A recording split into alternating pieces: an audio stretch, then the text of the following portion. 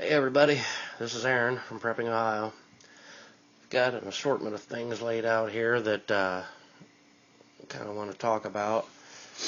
Well, let's do the big thing first here. This big obnoxious eyesore. I'll do this and then we can get rid of this. This is one of those homebrew kits that you can get from pretty much any store that has like baking stuff. It's Mr. Beer kit. I've used these, I think, 4 or 5 times, and either 3 out of 4 or 4 out of 5 times, it's pretty cool. I did have one time that I didn't pay attention to it, and it kind of got crappy.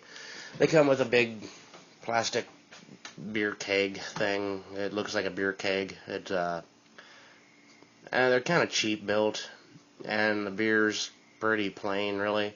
I am a beer drinker. I do love beer. And right now, I'm getting ready to open this fella here in a little bit, which I will be doing after this video.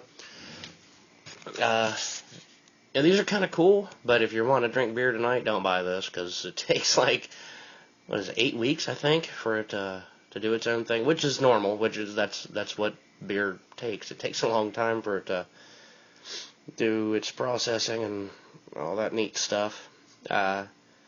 Yeah, these kits aren't bad, really. It comes with, I think, 12 bottles, and the bottles are kind of large, and I don't think I have any of the bottles to show you, but I end up throwing them away. You can clean them, but I don't know. I don't really trust that. I don't really like it. And same with the beer keg itself. I reused one once, and I think that was the bad batch. I didn't get it clean enough. It comes with a cleaning solution, but I don't know if it really works good enough. I should have bleached it or something, but you see, it's a large box. It's kind of obnoxious, and you look like an idiot when you put it in your shopping cart, you know. But it does work, and you know, it's not bad, I guess. The taste, it comes with, I can't remember what. Well, there's different. When you buy the box, when you buy the kit, there's different colors, and I think the right there where it says beer kit, how that's gold. I think there's a darker color for darker beer, or like a blue color for some other kind of beer. But there's hundreds of different kinds of beer, and I've tried a few of them. Well, down there in the bottom, if it'll focus, that's pretty much what you get. Come on, camera. There we go. That's what you get when you buy this. And it even has a DVD that you can watch, and it is exactly what you get in the instructions. So I guess if you don't know how to read, you can use a DVD. They're pretty cool. And the website, MrBeer.com, I think is what it is. They have a huge selection of different kinds of beers, and it's real simple. It comes with everything's kind of pretty much pre-made. You just do their little process of heating and mixing and stirring and adding a couple little stuff and things and whatever, and it's done. Well, it's not done. It's ready to sit. And I think it's 6 or 8 weeks that you have to let this sit. Other than the one time that I had a bad batch, it come out tasting moldy, I guess. And that's, like I said, that's after I cleaned it from the first time with their included cleaning solution. One of the little packets down there, it comes with cleaning solution, and it didn't. I don't think it cleaned it very good, or I just didn't clean it enough myself. Whatever, I don't know. But yeah, it's pretty cool. I mean, if you like beer and if you want to just try this out, maybe you're looking into getting your own little brewery thing. This thing's pretty cool to play with. But you know, like I said, if you're wanting to drink beer tonight, don't buy this, because this takes a while. Okay, well, let's go over to here. Knife sharpening. This is I can't see it through the camera, Smith's Tri-Hone. And there's other words there that I still can't read. Since 1886, I guess this company's been around. This thing's pretty cool. I really like this. I use this a lot.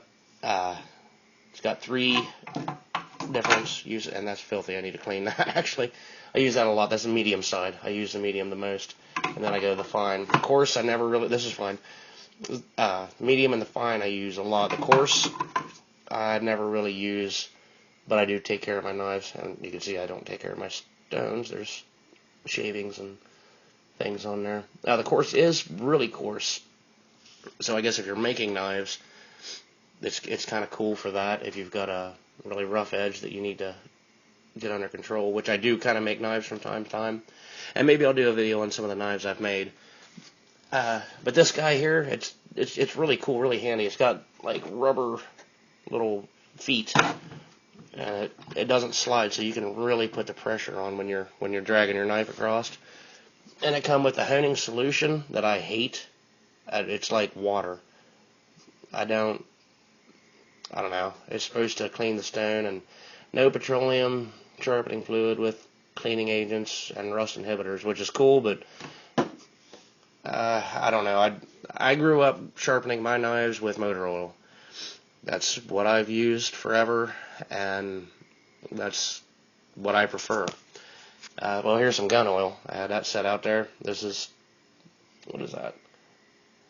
Hoppy's Elite Gun Oil? Hoppy's? Hoppy, whatever, I don't know. I use this. I prefer this. I like the oil better, and it keeps stone a lot cleaner, which you can see I haven't actually cleaned it, but I prefer a thicker oil, and you can see that you're taking off the metal. With this solution here, you can't really tell what's going on. The stone gets dark, and you don't know. With the motor oil, when it rolls up on your blade when you're coming across, you can see it roll up on the edge of the blade, and you can see what your last couple strokes were. And I don't know. I just prefer that. This thing is a piece of crap. This I bought for some of my kitchen knives, and it's just worthless. What's that say? Fiberware, whatever. I don't know. It's stupid. And I've seen several different designs of these, and this was in a store. It was like $3, and I was like, hell, I'll try it.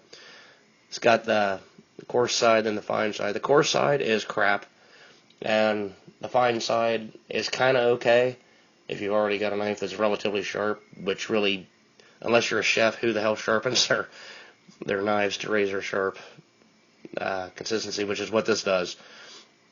If it had a medium set of wheels, that might be okay, but the fine takes forever, and the coarse, it's just junk. It's just, you can see that gouge. I don't know if you can see down in there.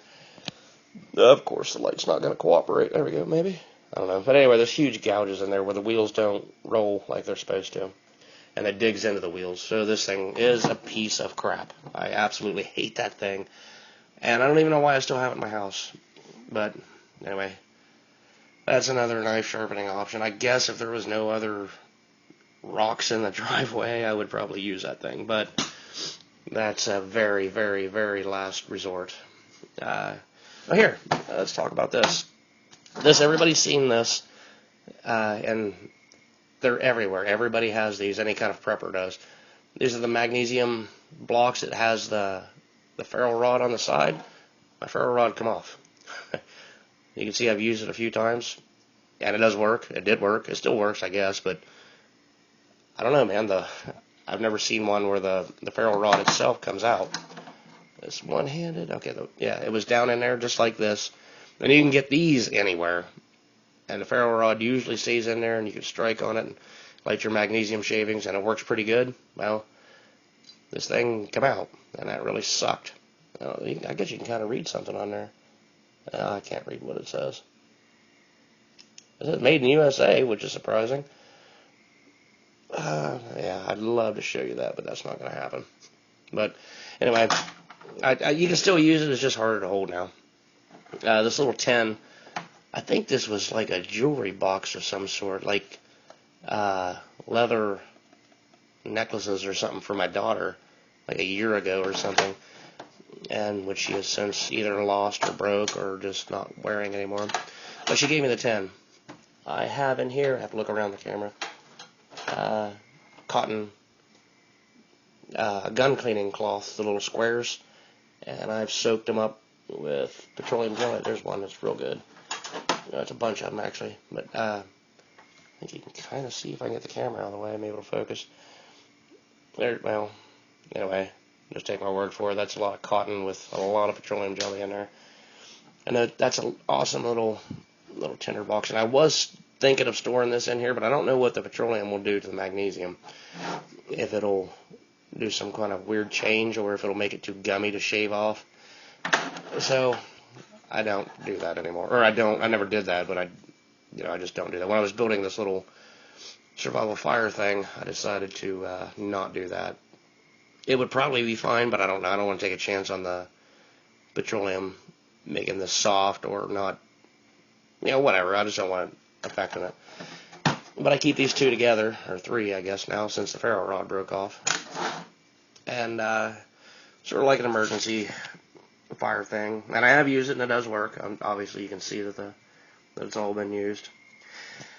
So anyway, that's about it for tonight.